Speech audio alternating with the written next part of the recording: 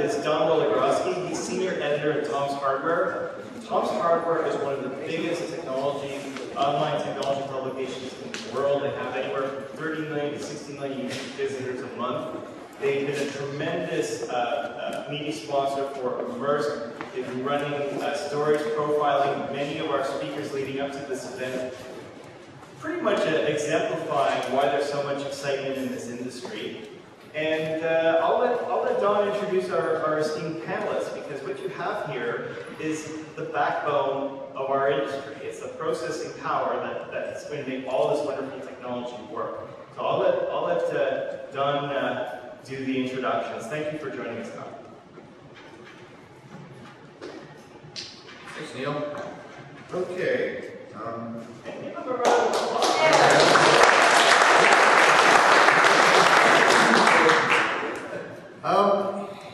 To get started, I'd just like to gauge the technical ability of this room, and please be honest.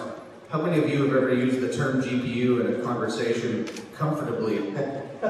Really? A lot of you are lying.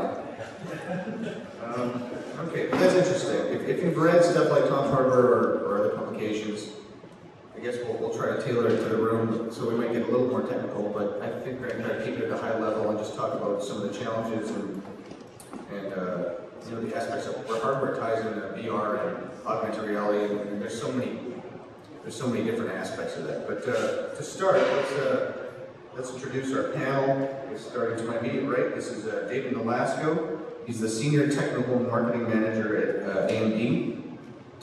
I'm going to I'll just let David start quick and give us a quick, tell us about yourself and where you're coming from. Sure. Yeah, so I've been working at AMD for previously ATI for 16 years. Right up just north of here in our market design center. We have over 1,000 people working just here in Dolan from our area, which is very exciting for people who are from here. So, you know, AMD is a maker of graphics processors and CPUs and more recent kind of processor GPUs that combine the capabilities of both of those. Processors are found in computers all over the world. They're the driving technology behind the modern game consoles like the Xbox, things like PlayStation, and Nintendo Wii. You know, we're always looking for the next big thing in graphics to use all this wonderful processor power that we're packing into our products. So virtual reality is obviously of huge amount of interest to us. Immersive technology, anything that can you know, suck up pixels and put them to good use, we're very interested in. Okay. Thanks, David. To David's immediate right is James Dolan. He's the Senior Software Engineer at Nvidia. James, would you like to tell us a bit about yourself? Yeah, so I'm an engineer in the developer technology group at Nvidia. We kind of split between research and working with developers. In the past, I came from sort of the possess side through acquisition, and then since then, I'm working everything from bringing high-end graphics technologies to enforce users to bringing most recently Half-Life to portable to Android and Shield. Right now, my primary focus is on VR and various other HMD technologies. And on my far right is Colin Shin. He's a co-founder of a company called Siliconarts that has some interesting GPU intellectual property. Colin, can you tell us about yourself? Sure. So I work as a Chief Marketing Officer and a Director of Business Development at Siliconarts. Siliconarts is a Korea-based GPU company that specializes in developing real-time ray tracing GPU. And it's actually a foundation that is built from the school, Korean school. And we currently work with mobile device manufacturers in applying real-time ray tracing hardware in their next generation solutions. And I think VR is really a great market for ray tracing because of its immersiveness, and also there are new concepts that has to be applied in order to enhance the immersion. So I'm really open to the questions that you're looking into. Look forward to communicating with you. Okay, thanks. So I guess let's jump into the hardware side. Now, these are all 3 GPU giants beside me, so we're going to start on the graphics part. We'll start with point this comment at James. What do you think? What's the prime differentiator when you're between rendering for a 2D display and rendering for a 3D head-mounted display? From a hardware perspective, especially the graphics processor. That's interesting. One of the things we've kind of discovered with our research is that for a long time, 2D displays, we were sort of optimizing for just raw movement. The tolerances for latency when you're just keyboard, mouse, and a monitor are a bit higher in each of these scenarios. So we would do things like triple buffer and so forth to make sure you get a nice smooth 60 frames per second with all your crazy jitters. And we still want to do that in the HMD case, but we're seeing that we have to try a lot harder and really get our hands dirty to get latency down with frame rate up. And in VR, there's really no room for error. If you miss a frame, you get sick. And you really want to keep your keyboard clear and all. Other products. It's always a plus. Yes. Dave, do you have anything to add? Yeah, so that's one of the big hurdles. Obviously, we've got to jump over is there's a very amount of tolerance that people have for latency. Let's call it whether it's latency or inconsistent frame rate, the whole kind of psycho-visual impact of graphics, where it's not just how fast you can display frames, but how smoothly you maintain a frame rate and how consistent you can keep it, and how short you can get that gap between when the input comes into the system, when you see the response on the screen. That's obviously a huge deal. I think another big thing that challenge you see when you're going from a 2D to 2D screen to kind of a virtual reality HMD kind of space is the amount of freedom it gives you.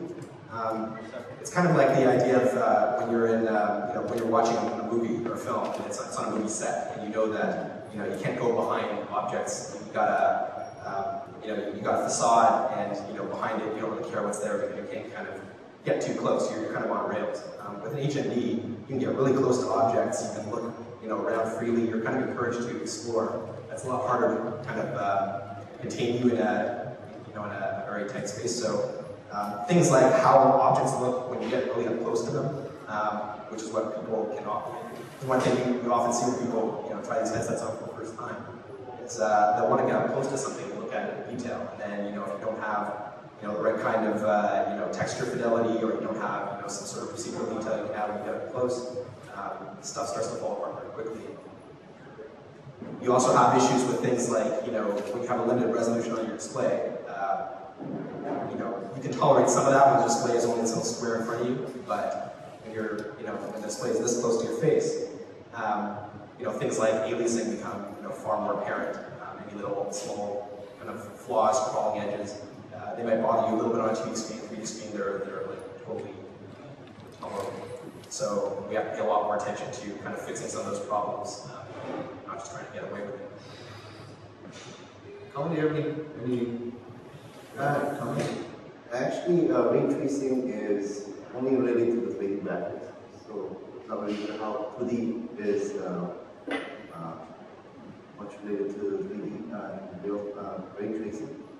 But in terms of increasing the frame rates, I think ray tracing is really suitable in terms of there's a special technique called forbidden rendering, in which your eyes view can be focused in certain areas, and those areas can be highly rendered to get the higher resolution, and the other non-important part can be rendered in lower resolution to get the higher frames. And we have a special technique called SDR, which is selectively rendered rendering, which allows to increase your frames by up to 3 times of what you actually get in the normal environment. Okay, that's interesting. Something that David said that was just a comment in my mind is that when you're playing something like a typical first-person shooter, there's a box. The game doesn't really allow you to get that close to walls and doors and stuff, and that is an interesting aspect where you can potentially lean in, put your head past a wall or something. You know, there's just a lot of issues there. Also, for the folks who aren't, I mean, we use the term latency a lot. I don't know if everyone's really familiar with how it applies to VR, but imagine if you had a head-mounted display on and you turned your head right, and a second later, that's when the screen caught up. It's a real issue. It's one of the most fundamental issues when it comes to VR and graphics processing. Typically I've seen the term about 50 milliseconds bandied about for your typical PC game. That's how much light you've got to wait. And on a PC, that's not a really big deal, but for a head-mounted display, you want to bring that latency below 20 milliseconds. So there's a big challenge in getting that responsiveness from hardware that really wasn't designed, for that kind of time frame. David, can you talk to latency specifically and what you guys have done to try to minimize that in the virtual reality space? Yeah, I mean, latency is a bit of a complex topic. Again, it's really this series of events that happens from the moment that there's some sort of user input, your head or your mouse or use a game controller, whatever your input source is, to when, again, the pixels update the photons in your eye. There's actually a whole series of stages. So first you have to get the input from the input device into the processor. The processor has to run some sort of simulation to figure out, update the positions of all the objects in 3D space. Then they have to create a set of commands that represent the new space, send those to the GPU, have the graphics processor render all the pixels, and then you have to have those transferred over to the display device, and have the display device actually one by one write out all those pixels. So each of those steps in that process introduces some amount of latency. Fixing one of them doesn't necessarily help you, because if you get one of those steps down to 0, then you're down by one of the slowest part of the game. So, we have to tackle all those one by one. The most obvious and simple place to start for a company that makes graphics processors is obviously to shorten how long it takes to create the frame, which you can do by putting more processing power on it and finding more efficient ways to generate high quality image. You can accelerate or reduce latency in the step before that, where you're actually creating commands that go to the graphics processor by taking out layers of software that kind of slow things down. So kind of the communication path between the CPU and the GPU that actually can reduce a lot of latency on its own. If you're talking about the platform level, you can do things where you're not introducing any additional latency or minimizing the latency you get on just processing the sensor input from the input device. Motion tracker on a head-mounted display. It might be polling, like on some of the new HMDs, they might be polling your head position 1,000 times a second. But if it takes 10 times that amount of time just to get the data from the head tracker into your CPU for it to do something about it, then that adds to latency. And then finally, there's just the display output. You want to be able to send pixels to the display immediately once they're available. One of the big problems we have with displays now is they have a refresh rate, a refresh cycle. Yes, a refresh of the pixels, you have to wait for the next refresh. And that introduces yet more latency. So the new techniques that are being developed for a new generation of displays allow you to basically send the pixels to the display pretty much immediately once they are frame is available. Strip that latency as well. So by combining all these, it's 4 different stages and 4 different sets of technologies to address them, you can get that total latency down to under 20 milliseconds, which is where the vast majority of people then start to not feel safe. And James, I know I've read a lot of stuff about Nvidia's approach also to use what's called warps, where you actually create a lot of the data you need and then sort of modify it at the end based on where the user's head is. Can you speak to that a little bit?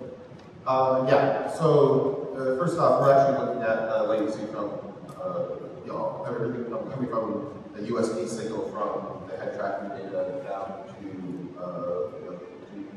process it and the CPU, even like the displays themselves. As far as Lake Warp itself goes, this is kind of a religious topic. There's people on two sides. And this is something we're looking at both sides. But right now we're having pretty good luck with implementing asynchronous time warp, which basically is, if your frame time is, say, 10, 13 milliseconds long, and that's how long it takes for you to render a frame. If you were to sort of naively try to implement the VR, that means you're going to have at least 10, 15 milliseconds, 10, 13 milliseconds of latency, just because that's how long it takes to render your frame. And so what we're doing is sort of at the end of the frame, right before it actually gets scanned out to the display, we actually warp the image of it using the latest head tracking data, which sort of allows for a consistent frame rate. Another nice thing about that is the games happen to hitch without the frame. Head tracking data is still read and still kind of warps the image. So a frame might get rendered twice, but it's going to be rendered with slightly different orientation based on head tracking data. This has sort of other side benefits to it, but the game crashes or freezes, like it's still kind of around. It's not ideal, but keeps you from getting sick. But yeah, we're looking at beyond that, so we look at display types. OLEDs have really high response rate. LCDs take a little bit longer, sort of put their crystals, but there's sort of other benefits. We're kind of looking at everything. We're going to see what we can do to help latency. We're not limiting ourselves to the GPU, but we're obviously going to take leadership in GPU position. Do you guys have anything to talk about? Like, in your opinion, you're really involved in the industry. You guys, I mean, what's the biggest bottleneck right now? Like, is there one thing one component that would really help everything a lot, or is it just death by 1,000 cuts? Is it all on a platform and memory and CPU and GPU? Is it all coming together, or is there one thing that would make a huge difference right now that could make a difference? That if there were resources for it, would make a meaningful quantum leap forward in what's going on in VR? I guess I'll chat about that first. Right now, I mean, it does kind of feel like a bit of a death by 1,000 cuts. Everything has to be perfect. I think the 21 component is off by a little bit. It can make the experience really bad. The interesting thing is that it's really hard sometimes when they make the issues subtle for the user to really understand why it feels bad. You might see visually a screen door effect on the display and get sick, but it might actually be the latency causing the sickness, not the screen door effect. There's a lot of sort of subconscious components in this that's really interesting. I think in general, head tracking, position tracking are things that are not entirely solved. I think that's the thing where we're seeing lots of different solutions out in the marketplace, lots of different research. We're doing research, Oculus is doing research, other companies are doing research, and it's interesting that there's not sort of a consensus on what to do. Everyone seems to agree that higher resolution, lower persistence is good for displays, but on head tracking, inside out, outside in, vision-based, IR, whatever, all sorts of stuff. Do you gents have anything to add there? Yeah, I mean, the latency obviously is one of the big cases, because it's going to, once you fix that, it's going to massively grow the number of people who can enjoy VR and not have that negative first experience. I think we're very close to solving that with the technologies that we have. I think the next big jump that's going to require some resources. You look at displays today. There's a lot of manufacturing. There's a big manufacturing pipeline that goes to make low cost, high resolution TV sets and cell phone screens. But there's a certain kind of limit at which adding more pixels doesn't add any value to a given platform. A screen, a certain distance from your face, and you only have a certain amount of visual acuity to see certain pixels. With VR, you kind of take the bounds off of that. You can put 100 million pixels in front of your eyes and still probably see some tangible benefit, because you can just put the display right in front of your face. And nobody right now is making the displays and the interfaces and all those technology components to actually make devices that are tailored to that kind of environment.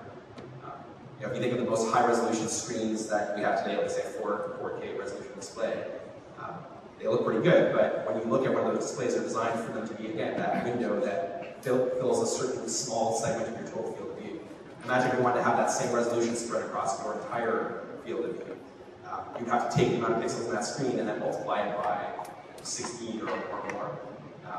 And once you do that, you start getting a requirement for much higher pixel densities than displays support today. Require new kinds of interfaces to get pixels quickly from whatever processor is generating them into that display. And again, some of the component technologies that would enable this are starting to be developed, but they're not in a state now where they can be really mass produced and made accessible at a reasonable cost. I think once we get over that kind of hump and people start making those display interface and display technologies with an eye specifically towards VR as a use case, that's going to massively improve the quality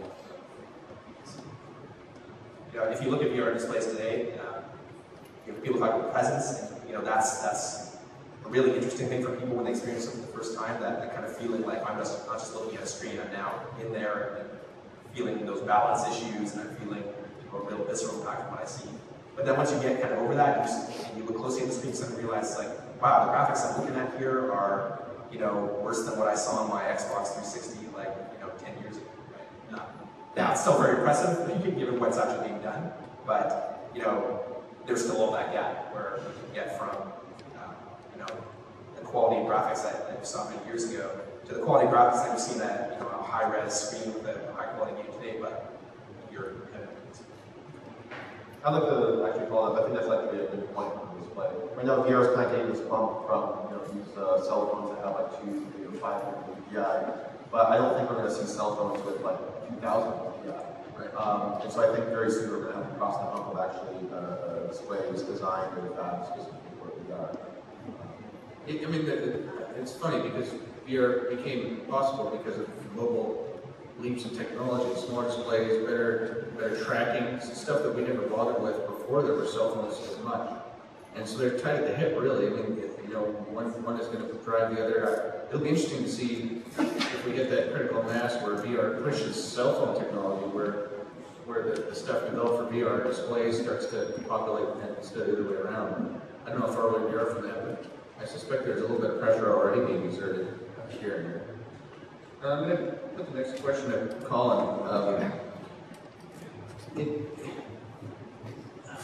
I'm curious as to how VR, if it's at a point where VR is affected, how you're going to design, graphics processors. If that doesn't work, it's just a general. If you just generally make a good graphics processor, you don't worry about it that much, or is it something that your engineers have taken into account and said, well, this is something in the future, we're going to want to beef up these resources for, or is that the next generation still, or are we still, where are you sitting with that?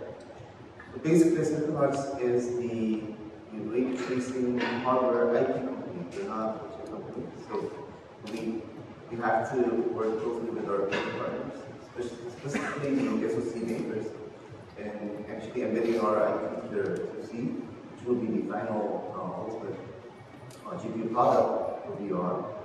And we wanted to embed this IP to the chip because we are only a startup. We need to collaborate with the software engineers and software. We have to build software development ecosystem. Part of the reason I'm talking here is that, and I think ray tracing, well, based on the PC, it may work in the digital market, but since latency is really important, also high frames is the must-have item for VR applications. I think the custom chip for ray tracing is really required in order to achieve the actual, mass production of VR for consumers. Currently, we need to have the $2,000 high-end graphics card and all high horsepower hardware in order to achieve VR applications. But what we see in the very near future, based on our IP, is to build a VR dedicated chipset that will be mounted on the VR headset, and actually, you can unplug your wires, powers, and all that transactions, and thereby You get the dedicated VR headset just for your high mobility, high degree of freedom VR experiences. That's going to be the ultimate goal for our businesses, and hopefully that's something that we will do in the next 1 or 2 years. That's interesting because a lot of people are assuming cell phones will be sort of, I mean, a lot of products that we've seen at the shows sort of suggest that cell phones will be a hybrid device where you plop it in something and use it as a VR tool, or at least the next stepping stone. But you're saying you believe that the ultimate device would be a self-contained, not necessarily a phone hybrid, right? That is correct. So currently there's no other solution that actually goes in between PC and smartphone. So eventually it's going to be a cost-effective solution, so anybody can buy without having to buy a big box or enjoying something that is kind of not really reality, right?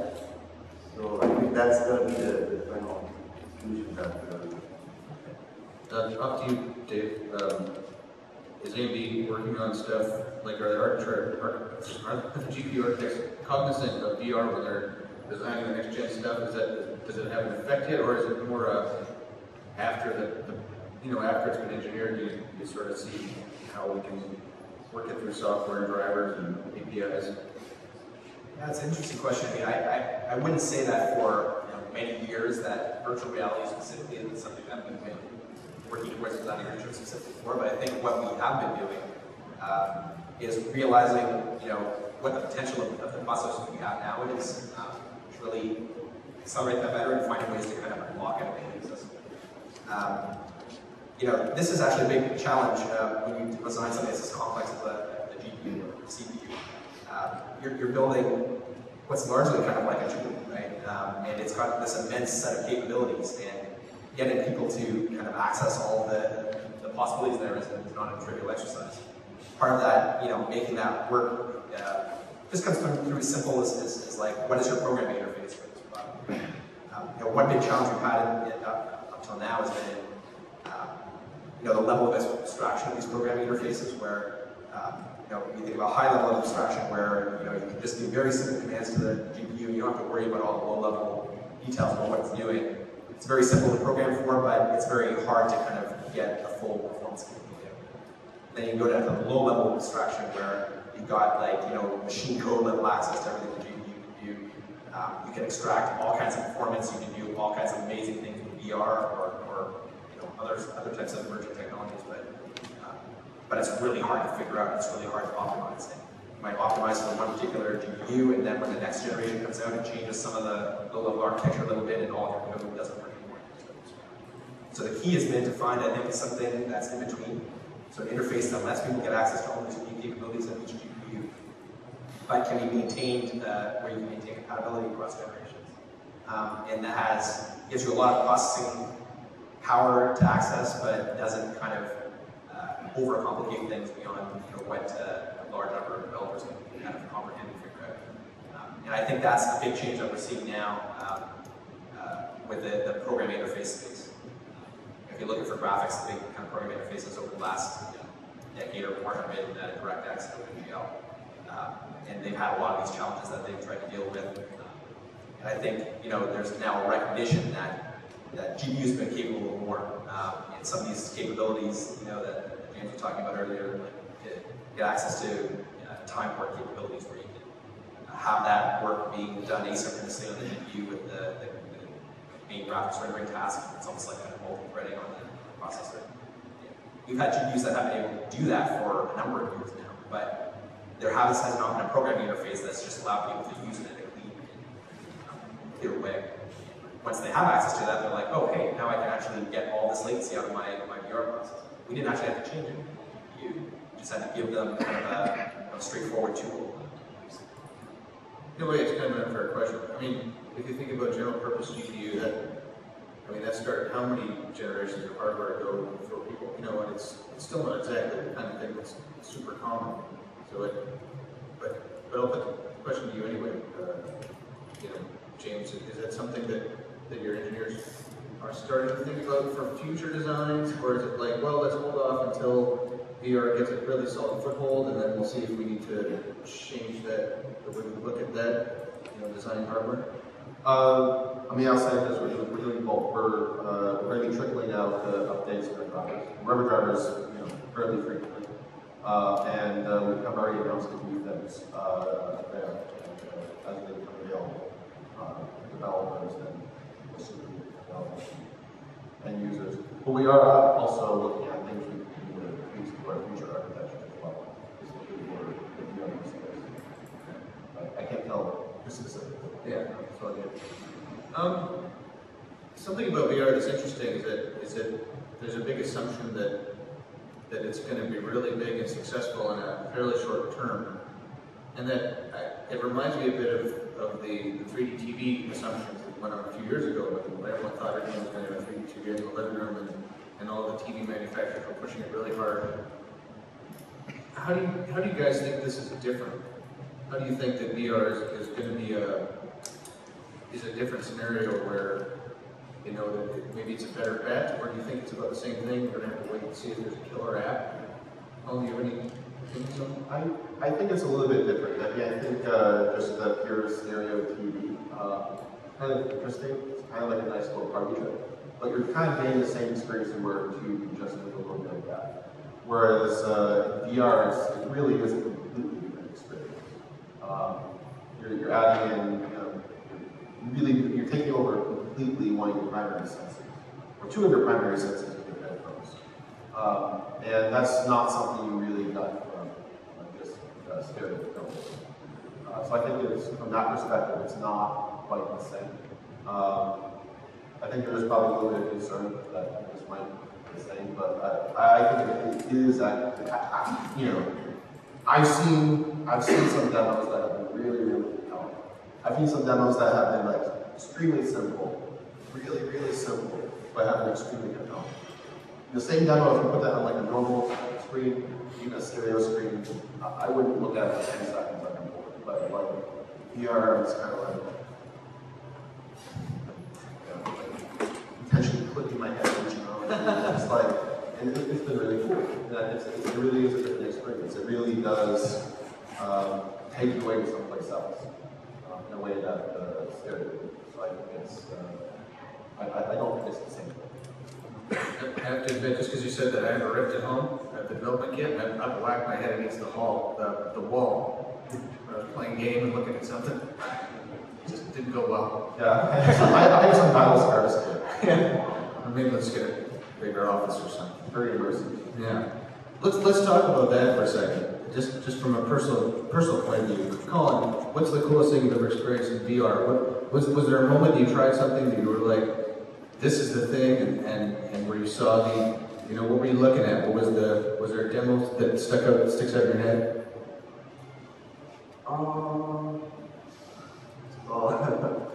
I don't have much experience since I had one chance to run the presentation of Immersed recently, and the demo within it was the first demo that really had the video actually, and that really enhanced the immersive power when I was experiencing. I didn't have the killer application that really comes to my mind during my experiences, but I think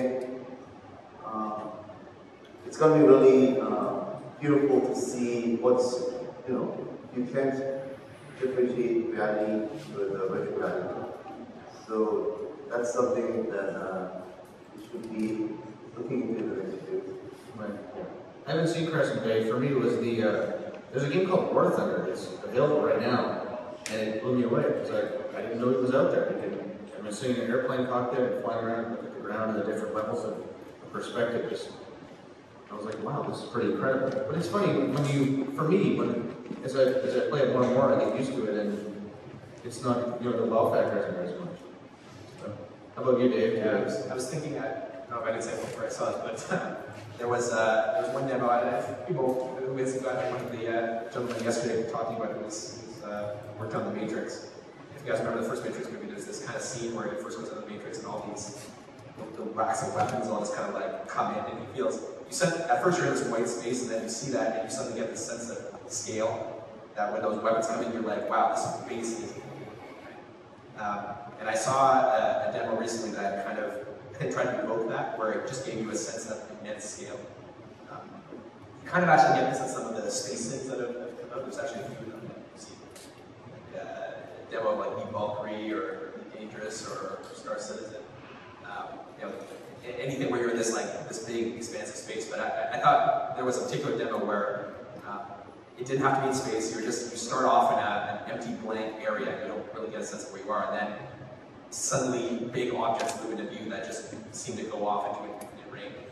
I think that was the experience that really kind of, you know, again, they call it presence, right? It's like now you're like, there's no way you can get that sense of scale unless you're in a fully immersive VR kind of environment. You can't get it from a exterior display, really any other technology that. Was there a moment, James?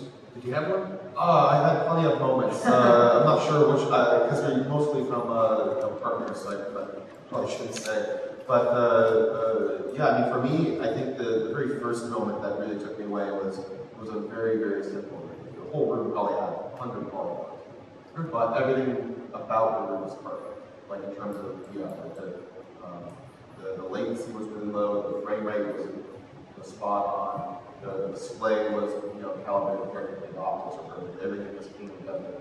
And I kept walking on the wall because, like, if I just closed my eyes, I would have kind of spatially understood where the walls were.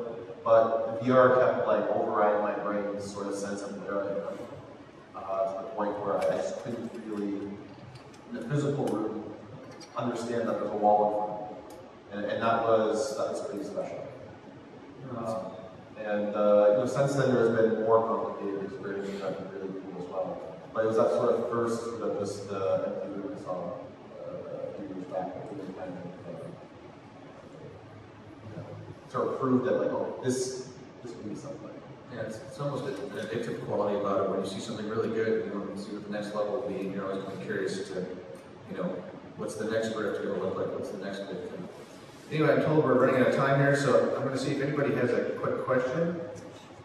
Actually, go ahead.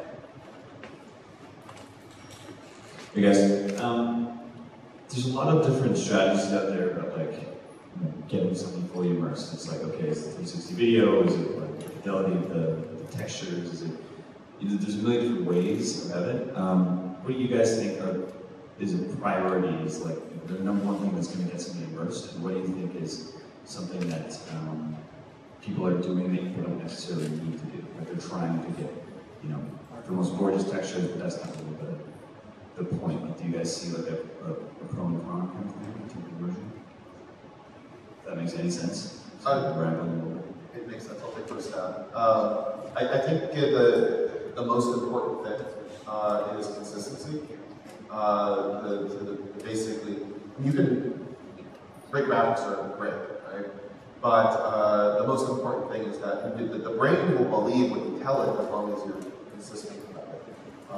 You can have flat shaded, you know, polygons and like no lighting and, you know, really crude art. But if you're consistent about the way you present it to the user, they'll believe it. They'll think they're in like South Park or whatever, and they'll work. And I think as you know, you can push further. You can put like really nice lighting on stuff. I think one of the things that makes that tricky is that the conventional tricks we've been doing in the past, like putting normal maps and everything, and using like moon filters and stuff, those don't work anymore.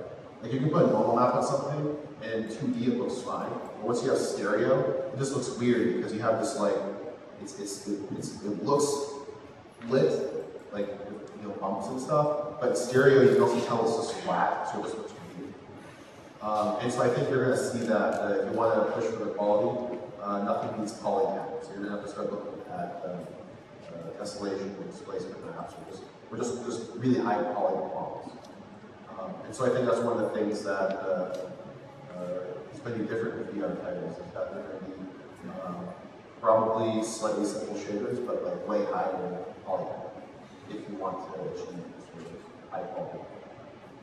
But if you just want to push for immersion, you can have a Cornell box step inside of that VR, and it will feel like you're inside the corner of a box. Yeah, I would totally agree on the point of consistency. I can remember another VR experience I tried where it was just kind of taking like a first-person shooter kind of game and looking around and saying, wow, I'm in the game, but I've only seen it 2D and now it's in 3D. And as soon as you look down, you realize, oh, now I'm looking inside of my body and I can see down through my torso. And that just immediately blows everything away because now your point of reference has been kind of set. You know you're not immersed in that world anymore. And even if you only just see that for a second, it's kind of throwing you off. So it's almost kind of better to go for something simple but high quality where you kind of eliminate it. It's not easy. I mean, I don't think people have figured out exactly how to do this and still make all the experience yet. But you have to kind of avoid those kind of gotchas, like what happens when you get too close to an object? What happens if you're standing and you think you're moving and you walk into a wall? As soon as that happens, you've ruined the whole kind of sort of impact that you're going to have. So you have to, again, create an experience that sets boundaries but doesn't make you feel like you're there. And that's, I think, the biggest challenge. Everything creates the presence, but anything can take it away, and that's the problem, right? Any tiny problem, it's gone. I do one quick follow-up also.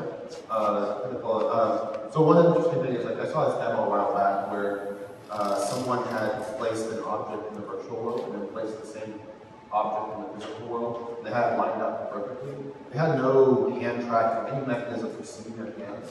But basically, they would, at some point, they would know where they go. So they'll grab that object and you go out and, and you grab it right onto it perfectly. Like, not even this way, it was dead on. And that was really cool. But at the same time, like, if you actually try to visually show your hands in the same demo, but the hand tracking isn't perfect and the way you take off of it, it's actually really, really hard because you see your hands, but they're not the right size, or they're lagging a bit, and it becomes actually like almost impossible to grab that object. And so I think there's a little bit of also like, if you can't do it perfectly, it might be best not to show it until you get there. Because your brain is sort of designed to sort of integrate your sort of senses together and sort of tell you where things are to the point where you can't see your arms or your legs, you know where they are. Okay. Well, I'm told we're out of time, so I just want to thank our panel so much for contributing. It was really interesting, and thank you all for coming.